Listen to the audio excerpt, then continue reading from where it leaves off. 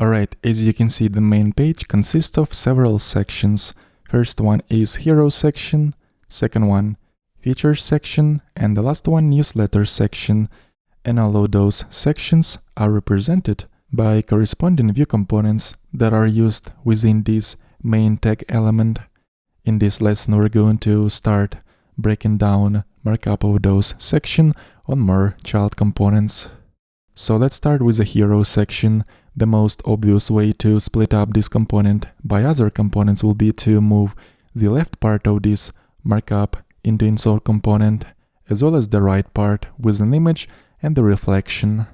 So I'm going to quickly create components for both of those parts. The first component will be called App Hero Content that will store text as well as buttons.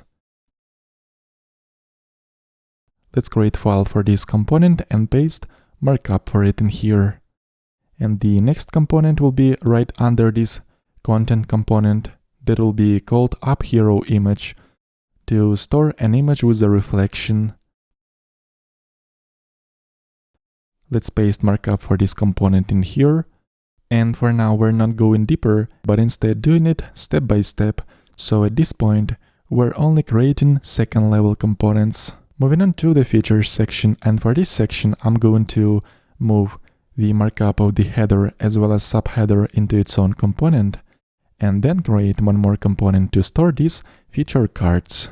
I'm going to create App Features header component to store the section heading as well as subheading. The component name will be App Features header. Let's paste markup of this component in here. And right under, I will add another component with the name App Features Content that is going to store feature cards. Let's create component with the same name, and as always, paste the markup in here inside the template tag. And the final section that we still have to break down by components is this Newsletter section. This one is pretty similar to the previous one. In here we can also extract the heading as well as subheading into its own component, and also extract this form in its own component. So let's switch over to this component of the Newsletter section called App Newsletter. Right here, I'm firstly going to extract markup of the heading as well as subheading and use App Newsletter header on this place. After creating this component, I'm going to add one more component right under this one that will be called App Newsletter Content that will store newsletter form. Let's create new file and paste markup for this component.